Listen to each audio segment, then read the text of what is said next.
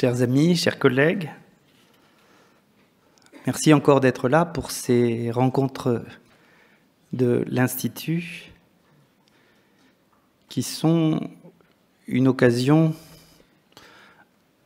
à temporalité variable, mais importante pour nous, pour échanger, pour discuter, aussi pour parler des bilans et aussi pour parler de l'avenir. Vous en avez eu des éléments assez importants aux deux extrémités de la matinée.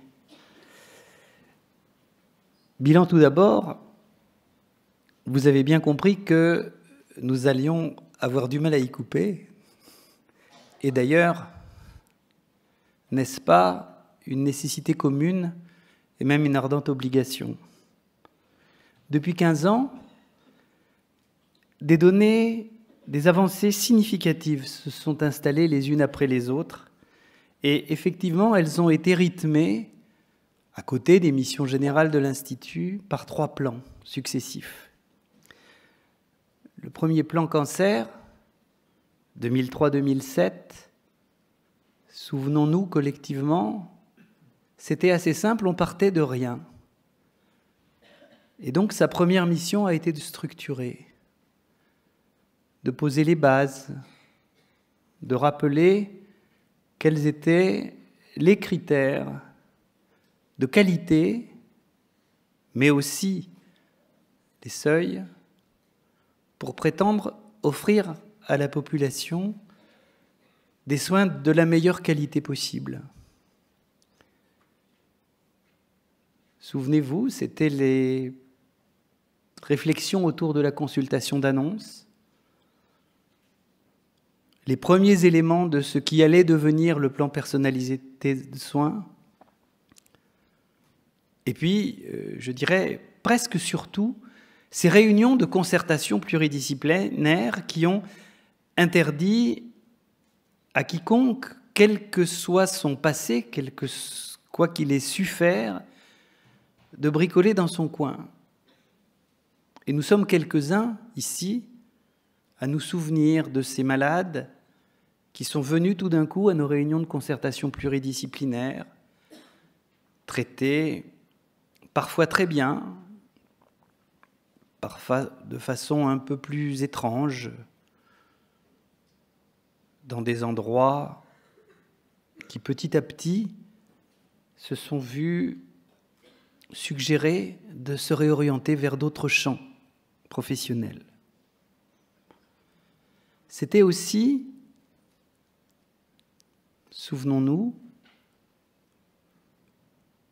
le temps du dépistage généralisé du cancer du sein.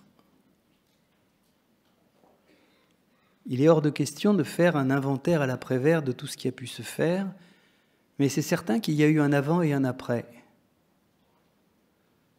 Et que, aussi, de la même manière que nous apprenons en marchant, l'Institut a appris de ses propres erreurs et a avancé et a fait évoluer aussi sa réflexion sur chacun des éléments que je viens de citer.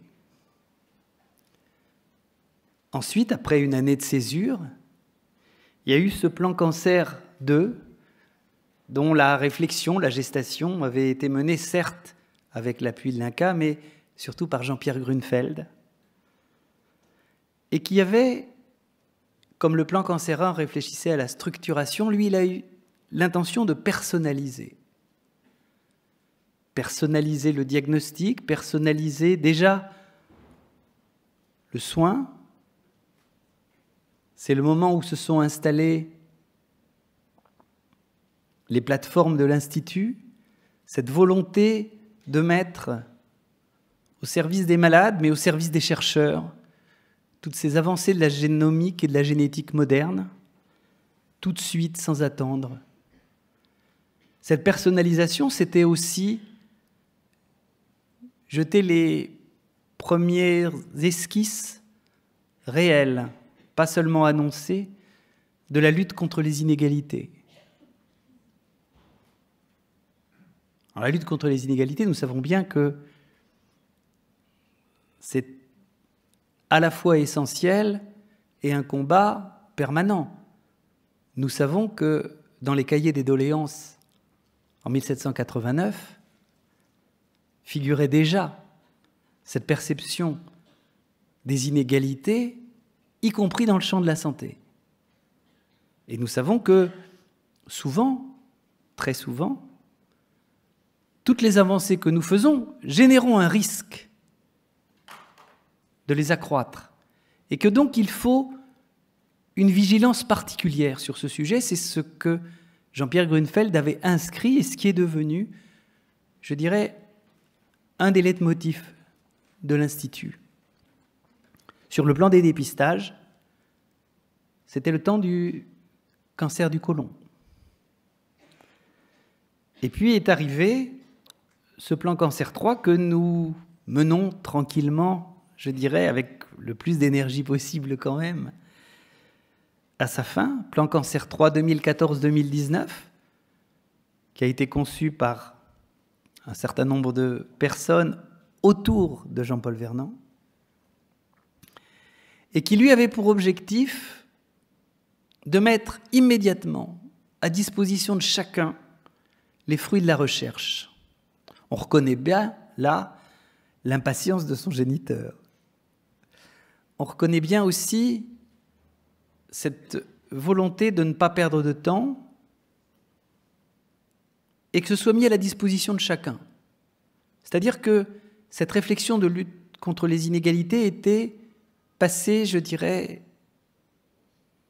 dans nos systèmes réflexes.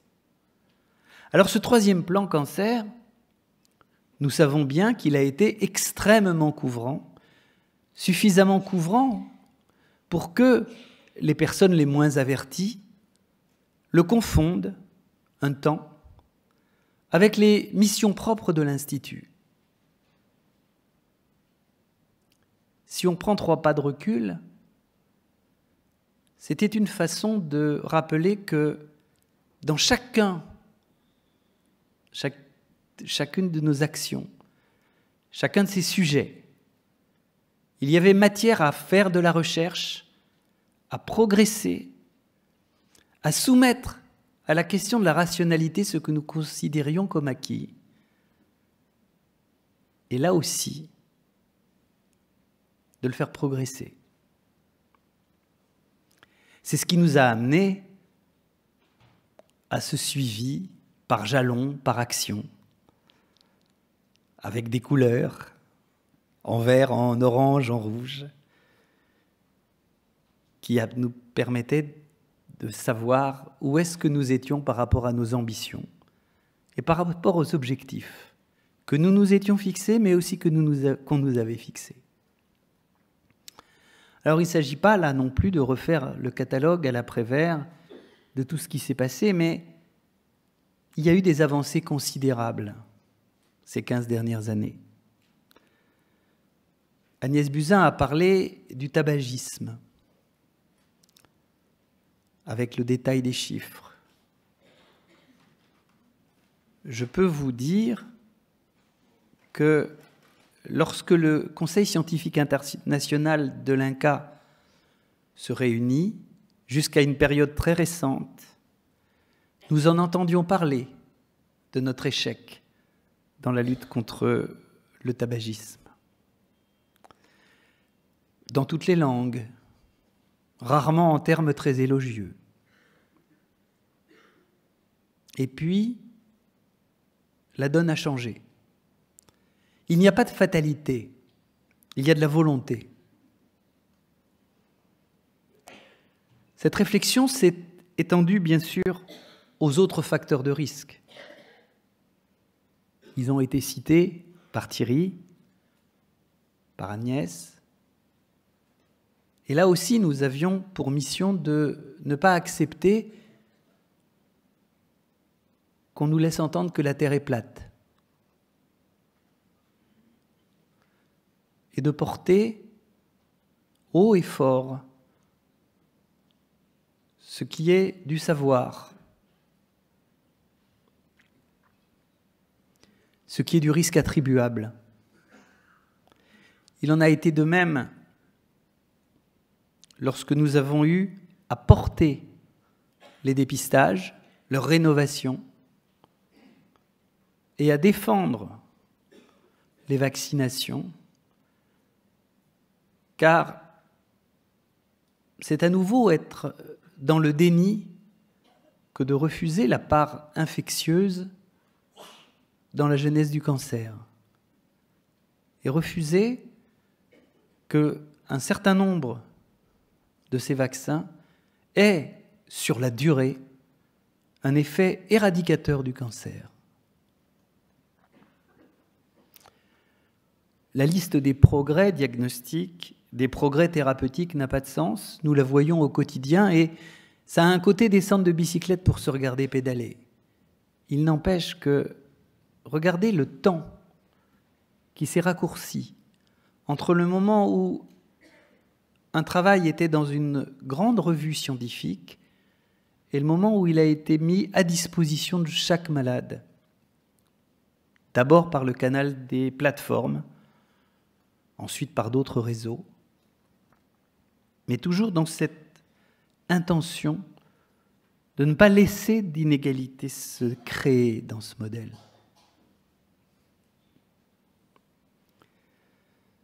Nous avons vu comment la structuration de la recherche, à condition qu'elle se fasse dans un modèle de soutien, pouvait aider. Il s'agit de donner aux acteurs les moyens de leurs ambitions et à aucun moment de leur dire comment ils doivent penser. Les aider à le faire et les réunir de temps en temps pour qu'ensemble nous fassions le point. Encore une fois, dans une logique d'excellence, mais dans une logique de mise en commun de ces excellences par les structurations. Et puis, pour ça, il nous a fallu, ça n'a l'air de rien, convaincre un certain nombre de décideurs extérieurs. Je vous passe le florilège d'auditions dont j'ai bénéficié dans les 3 mois qui ont suivi ma nomination à l'Institut du cancer, la Cour des comptes, le Sénat, l'Assemblée nationale. Tout cela ne comprenait pas pourquoi on continuait à faire des cancéropoles alors qu'on allait faire des CIRIC, pourquoi on avait besoin de faire des CIRIC alors qu'on avait fait des clips, et que tout ça, ça coûtait cher. Et ceterum censeo delenda est Carthago. Nous avons parlé des 12 maladies aujourd'hui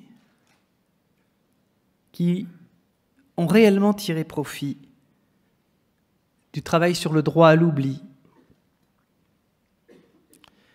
Nous avons parlé de cette démocratie sanitaire, réflexive, qui est certes perfectible, mais qui est assumée. Thierry Breton l'a dit, par exemple, pour le retour à l'emploi, 37 entreprises ont adhéré à la charte qu'il avait proposée et qu'ils ont contribué à enrichir, et ils représentent 1,2 million de personnes, de salariés.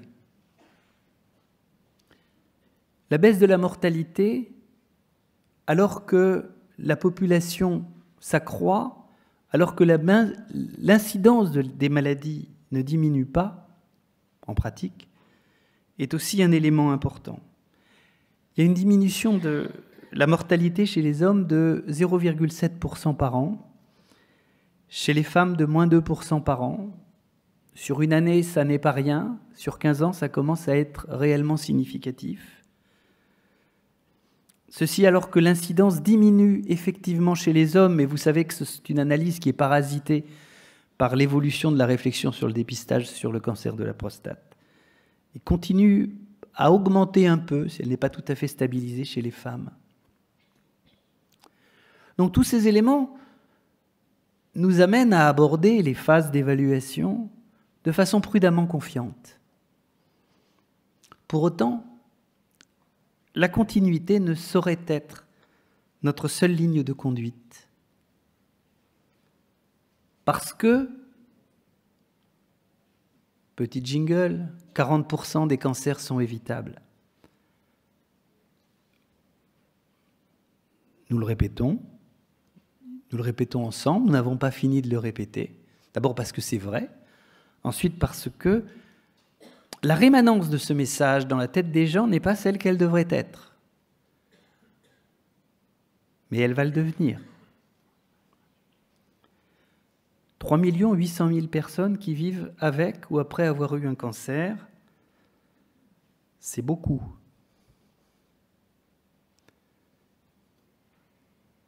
Mais elles vivent après avoir eu un cancer.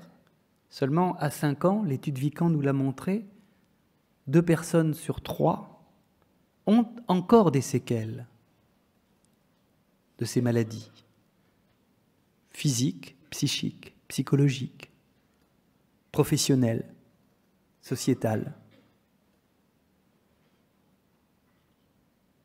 Et puis, nous avons vu, grâce à André, grâce à Pascal, qu'avec les mêmes efforts, alors qu'un certain nombre de maladies étaient en train de trouver des solutions, d'autres en étaient encore au stade du défi.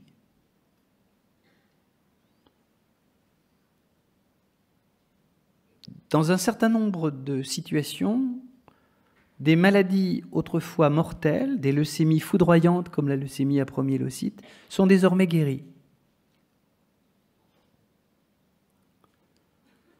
Certaines sont transitoirement passées par la phase d'une maladie chronique avant d'être guéries. Car le cancer n'est pas une maladie chronique, c'est une maladie curable. Donc simplement, dans un nombre encore trop fréquent de situations, nous n'avons pas trouvé les bonnes clés. Et ce qui nous amène à l'autre élément, c'est qu'à côté de ces maladies dont l'espérance de vie à 5 ans, pourquoi à 5 ans d'ailleurs? Tout simplement parce que c'est un comparateur international facile, alors que nous pouvons faire, entre guillemets, beaucoup mieux, nous, dans nos données, d'autres pays ne le peuvent pas. Donc, alors que la survie à 5 ans est en train de se transformer, eh bien, il y a d'autres maladies dans lesquelles nous n'avons fait aucun progrès. Aucun progrès en termes de guérison, ou en tout cas pas les mêmes, pas autant. Et puis, quelquefois, aucun tout court. Alors nous avons vu que nous n'avions plus tout à fait le droit de mettre le cancer du pancréas dans ce catalogue. Mais si, par tout ce qu'il y a à en espérer encore et à faire mieux. Mais les tumeurs cérébrales, et particulièrement les tumeurs cérébrales de l'enfant, les leucémies secondaires, les cancers du sein triple négatif, un très grand nombre de cancers du poumon, je ne vais pas en faire la liste. Toutes ces maladies dont on se dit lorsqu'il y a un nombre significatif de malades vivant à 5 ans que peut-être il faut revoir le diagnostic, peut-être on s'est trompé. Ces maladies-là sont ce que j'appelle le champ de l'inéluctable et au même titre que la prévention, au même titre que la lutte contre les séquelles et avec les recommandations de notre ministre, ce sont pour nous désormais des adversaires identifiés. Ce qui m'amène à vous parler de l'avenir. L'avenir, comment allons-nous l'aborder? Avec quel état d'esprit? Avec quels principes? Avec quels alliés? Avec quelles armes? Quel état d'esprit d'abord, à la fois combatif, disruptif et utopiste? Combatif, parce que sans volonté on avance mal, dès lors qu'il y a un semblant d'adversité, et aussi parce qu'il nous faut apprendre de nos échecs comme de nos succès. Disruptif parce que les vraies innovations, souvent, viennent de la rupture. Qu'il ne faut pas avoir peur de changer de modèle. Qu'il ne faut pas avoir peur de soumettre ce à quoi nous croyons à la question de la raison, à l'épreuve de la nouvelle avancée, de la nouvelle découverte, qui va faire tomber le château de cartes que nous y avions si patiemment élaboré. En n'ayant pas peur de le faire ainsi, parce que ce que nous allons construire va être encore meilleur. Et puis utopiste, parce qu'il en est de la lutte contre le cancer comme de tout le reste. Nos limites sont celles que nous nous fixons. Quel principe ? D'abord un principe d'indulgence. Il faut absolument en finir avec la logique de l'évaluation sanctionnante qui est malheureusement un des grands credos de la recherche française. Il ne faut pas avoir peur de célébrer les avancées. Il ne faut pas avoir peur d'accepter le temps long dès lors que le problème est difficile. Il faut comprendre que si nous n'avançons que par la sanction, nos meilleurs chercheurs ne seront pas orientés par leur directeur de thèse, par exemple, dans des sujets trop risqués.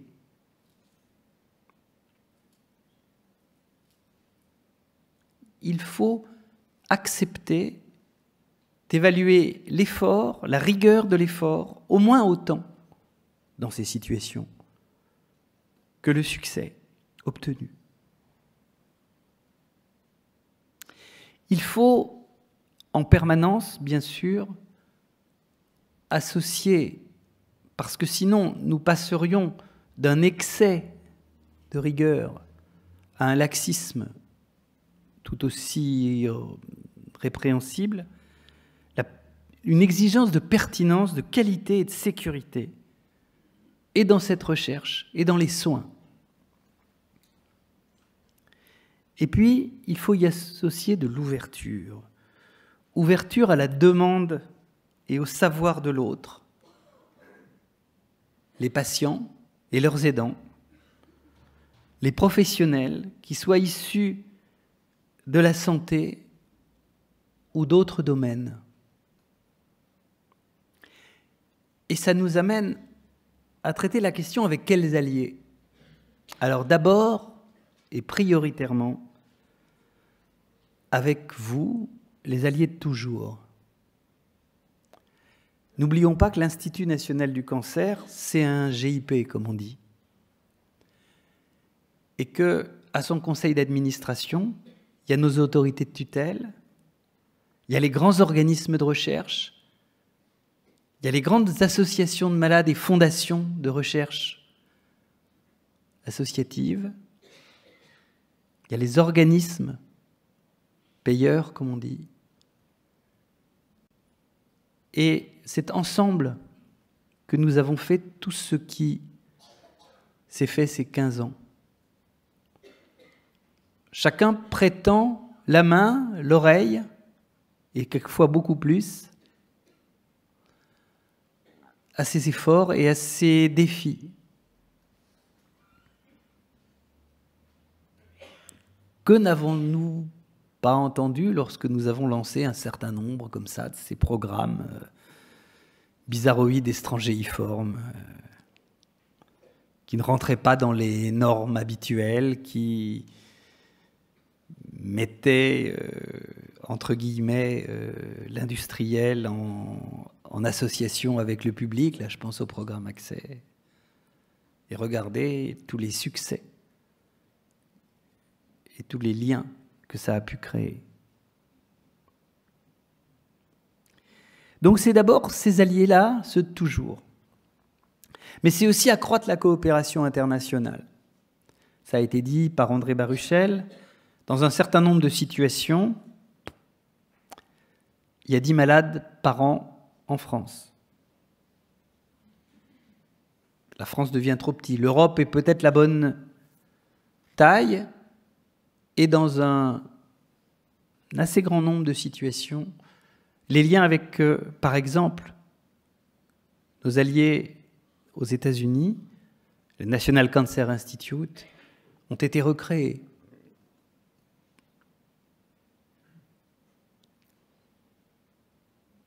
C'est comme ça que la réflexion autour du précancer, de l'hétérogénéité des tumeurs, cher à Daniel Louvard, un certain nombre de cancers aussi pédiatriques pourront être traités avec des coopérations pour que l'ensemble des données ainsi générées soient disponibles, analysables, pour le plus grand profit de tout le monde et d'abord des malades. Et donc ça a été notre inscription dans la réflexion du Health Data Hub, par exemple. Alors avec quelles armes? Alors certes, l'intelligence artificielle. On va en parler drôlement bien. On sait qu'elle a un potentiel considérable, quel que soit le sujet.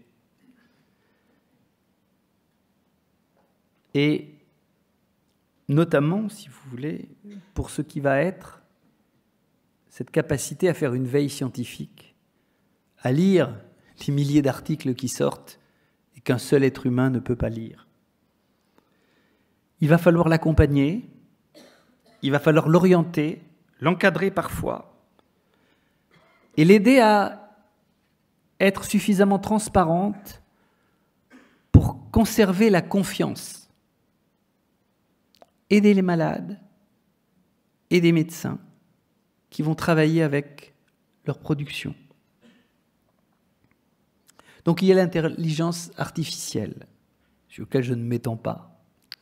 Et puis il y a l'intelligence collective. L'intelligence collective, c'est se souvenir du rôle clé des malades, se souvenir qu'il n'y aurait pas eu, c'est certain, ni de plan cancer, ni d'institut du cancer, sans les états généraux qui ont été faits à la fin des années 90, ces exigences qui étaient ardentes et justifiées, et qu'il faut que nous nous enrichissions de ce partage d'expériences et de données, ce partenariat étroit qui est possible. À chaque fois que nous avons travaillé avec les malades et les associations de malades, nous avons vu que nos craintes, ou les craintes de ceux qui en avaient, étaient totalement injustifiées. Et que les malades savent être sages, au moins autant que les autres acteurs de cette lutte contre le cancer. Il faut donc une mobilisation citoyenne. Il faut savoir l'éduquer,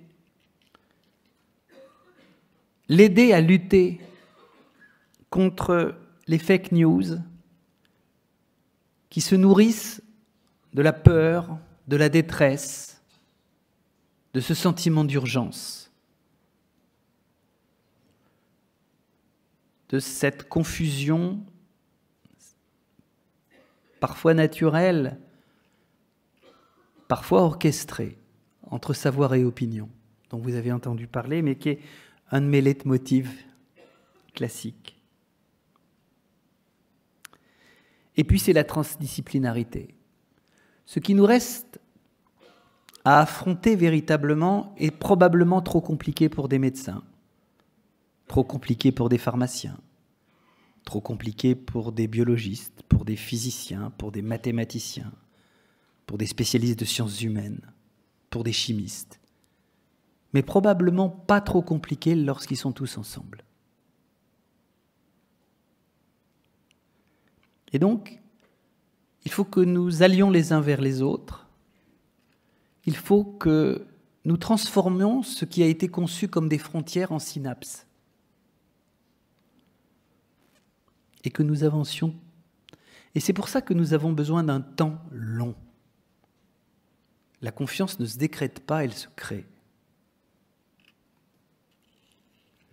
Il s'agit d'un programme ambitieux, mais à la hauteur des défis que nous nous sommes fixés. Et je sais que nous allons les aborder ensemble, avec détermination et courage, avec confiance et humilité. Merci à vous.